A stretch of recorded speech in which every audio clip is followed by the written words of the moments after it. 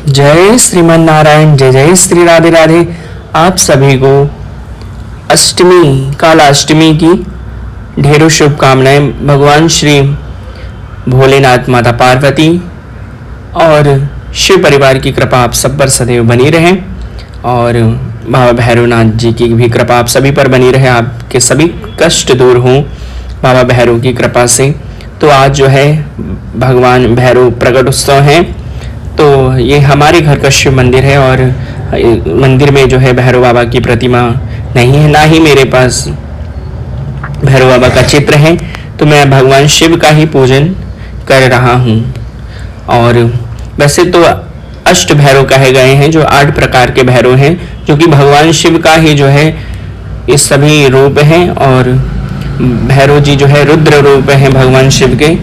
और जितने शक्तिपीठ हैं उतने भैरव सभी शक्तिपीठ में जो है निवास करते हैं मुख्यतः। लेकिन 8 अष्ट भैरव की जो है पूजा होती है और तंत्र मंत्र में जो है अष्ट भैरव की पूजा होती है। उसमें से जो एक होते हैं बटुक भैरव, तो बटुक भैरव का पूजन जो है ग्रस्त लोग करते हैं। जो ग्रस्त में रहते हैं वो बटुक भैरव का पूजन कर सकते हैं, क्योंकि वो सौम्य हैं और उनका बाल स्वरूप है और उनका जो शरीर है वो नीला भी चित्र में दर्शाते हैं। और वो मतलब कि गौर वर्ड के भी हैं, जिसमें अष्ट भैरव हैं। उनके जो नाम है वो हैं कपाल भैरव, क्रोध भैरव और अस्तांग भैरव, चंद्र भैरव, गुरु भैरव, संहार भैरव, उत्मंत भैरव, भीषण भैरव। तो ये अष्ट भैरव हैं। और जो जिनकी ग्रस्त में रह के पूजा करी जाती है वो बटुक भैरव हैं। वो छोटे से बटुक, जैसे कि बटुक का अर्थ अगर लगाएंगे तो बटुक माने छोटा, छोटे भैरव, तो उनका पूजन कर सकते हैं। यदि आपके पास जो है चित्र प्रतिमा नहीं है तो आप जो है भगवान शिव का पूजन कर सकते हैं सात्विक प्रकार से, क्योंकि हम घर में रहते हैं ना, तो हम ऐसे भगवान शिव का पूजन कर सकते हैं, क्योंकि ये सभी जन भगवान शिव का ही जो है रूप है। और इनका पूजन करने से जो है हमारे जीवन के जितनी नकारात्मकता है, जितने कष्ट हैं, जो संकट आने वाले हैं, वो सभी प्रकार से जो है मुक्ति मिलती है। भैरव जी का पूजन करने से भय से मुक्ति मिलती है और सभी प्रकार के है जो है रोग, दोष, कलेश, ये सब जो है दूर हो जाते हैं। इनका आशीर्वाद हमें जरूर प्राप्त करना चाहिए। इनके पूजन सेवा जो है जरूर करना चाहिए। इनको बेलपत्र, तिल और जो है तेल का, सरसों के तेल का दीपक जो है इनके सम्मुख चलाना चाहिए। आपका मुख जो है उत्तर की तरफ हो और जो है आप बेलपत्र चढ़ाएं, फूल, अक्षत, माला। जैसे शिव जी का पूजन करते हैं वैसे ही भैरव बाबा का पूजन कर सकते हैं। लेकिन मैं यहाँ पे तो शिव जी का ही पूजा कर रहा हूँ और मैंने जो है काले वस्त्र भी भगवान को जो है धारण कराया है। वैसे तो भगवान शिव को सफ़ेद पुष्प, सफ़ेद फल और सफ़ेद पुष्प, सफ़ेद वस्त्र सब ये प्रिय होते हैं, लेकिन हमने भैरव बाबा का पूजन किया है शिव जी का के रूप में। तो यहाँ पे मैंने काले वस्त्र भगवान को धारण कराए हैं। बेलपत्र और भस्म, अक्षत, फल, फूल, नींबू भी जो है भैरव बाबा को चढ़ते हैं। शिव जी को भी नींबू चढ़ता है। तो हमने यहाँ पे नींबू और पंचदीप जो है प्रज्वलित किए हैं और भगवान को जो है जलेबी और बूंदी के लड्डू और जो है सरसों के तेल से बने जो है पकवान, मिष्ठान का भोग लगाया जाता है। तो यहाँ पे हमने जो है बूंदी के लड्डू लिए हैं और जलेबी रखा है भोग प्रसाद में। और आप पान का पत्ता लेकर के जो है उस पर सुपारी और इलायची रख सकते हैं। उसी में दक्षिणा और मीठा रख के जो है भगवान को अर्पण करें, फल अर्पण करें, धूप दीप से पूजन करें भगवान का। और आप यदि प्रतिदिन भगवान शिव की पूजा करते हैं तो यदि आप पर भगवान शिव की विशेष कृपा है, भगवान शिव यदि आपसे प्रसन्न है, तो इससे बढ़कर क्या है। तो आप समझिए कि आपने शिव जी का पूजन यदि किया है तो उनके जितने भी अवतार हैं, जितने भी भैरव हैं, आपने सबका पूजन कर लिया है। क्योंकि शिव जी से बढ़कर कौन हो सकता है सृष्टि में। भगवान शिव, भगवान नारायण का तो हमें प्रतिदिन पूजन करना चाहिए, क्योंकि भगवान सदाशिव और भगवान श्री हरि विष्णु की कृपा जो प्राप्त कर लेता है उसके समस्त कष्ट, दुख, दर्द सब दूर हो जाते हैं। लेकिन यहाँ पे तो हम भैरव बाबा को भोग लगा रहे हैं, भैरव बाबा की पूजा यहाँ पे हो रही है।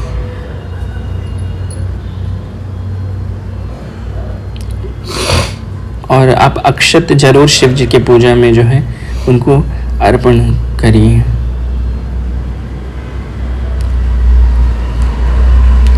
और पुष्प चढ़ा के जो भी आपसे जो है पूजा में जो कमी रह गई हो या फिर आपको पूजा की विधि नहीं आती है तो भगवान से प्रार्थना करिए और क्षमा याचना भगवान से करिए और फिर भगवान की आरती उतारिए।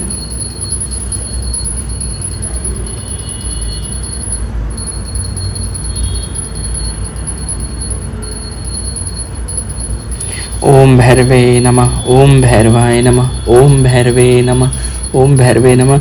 ये आप मंत्र बोल सकते हैं या फिर ओम नमः शिवाय मंत्र भी आप बोल सकते हैं, क्योंकि शिव जी ही भैरव जी हैं।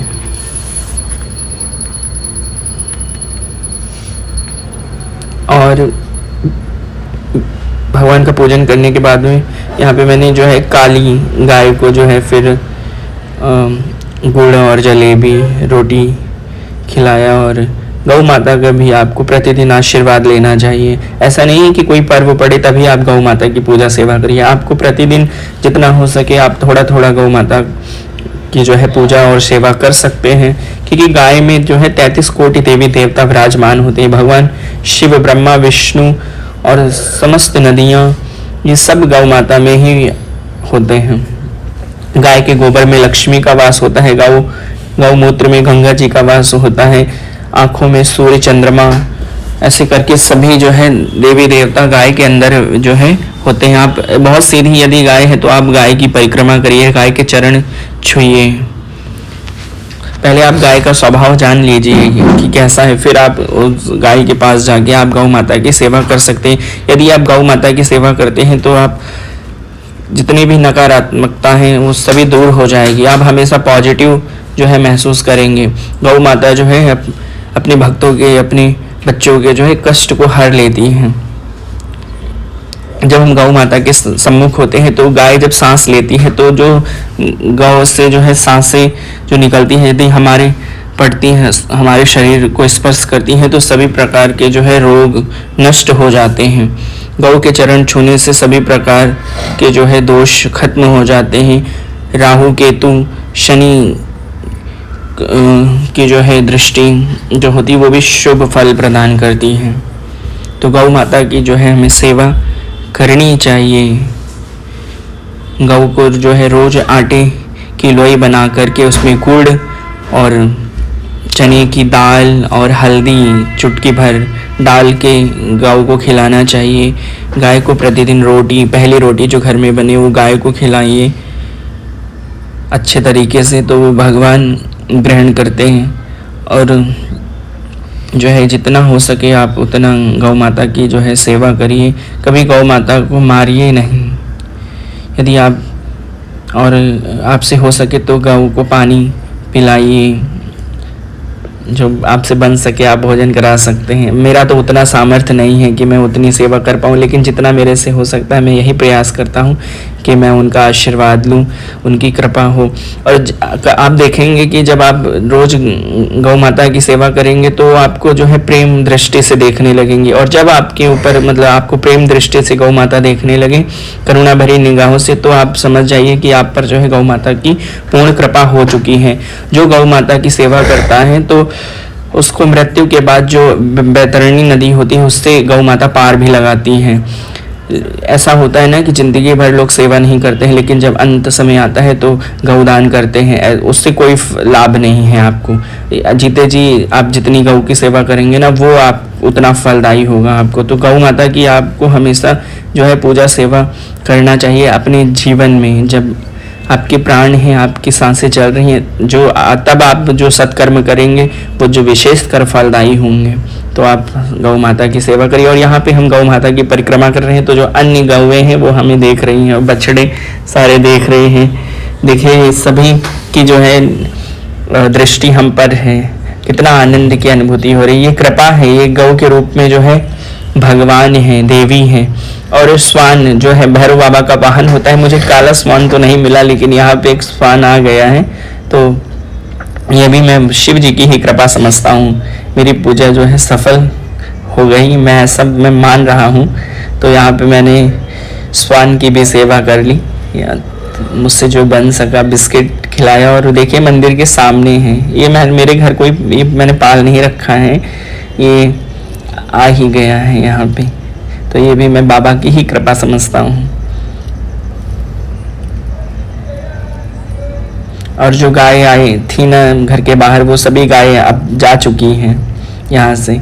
जिस समय मैं पूजा कर रहा था उस समय ये सभी गायें जो है एक साथ मिल करके आई थी। और उसके बाद जैसे ही पूजा मैंने किया, उनको प्रसाद दिया, उसके बाद वो सारी गायें यहाँ से जा चुकी हैं। और ये श्वान आ गया तब तक की।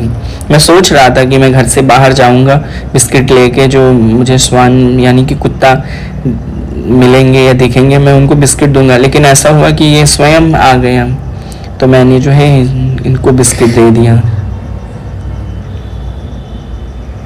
और वैसे तो प्रतिदिन हमें जो है श्वान को, गौ माता को और जो जीव जंतु हैं उनको जो है भोजन कराना चाहिए। उनको जो है चींटियों को भोजन डालना चाहिए, और जो चिड़िया हैं उनको जो दाना डालना चाहिए। इससे आपको अंदर से जो है बहुत खुशी मिलेगी, प्रसन्नता मिलेगा।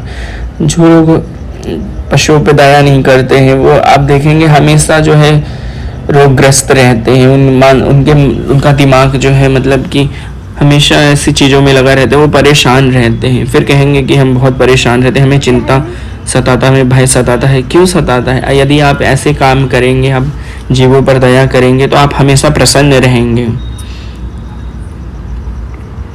जीव जंतुओं के साथ में आप उनसे प्रेम करिए, प्रेम से उनसे पेश आइए, तो आप देखेंगे आपका जीवन जो है खुशियों से भर जाएगा।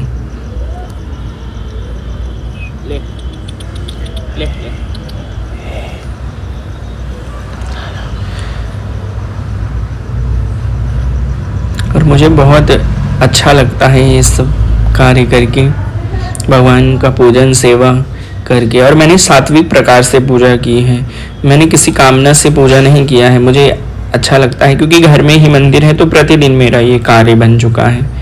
तो भगवान शिव और माँ पार्वती, भगवान भैरव, भगवान गणेश की कृपा आप सब पर है। हर हर महादेव। जय श्रीमान नारायण। जय जय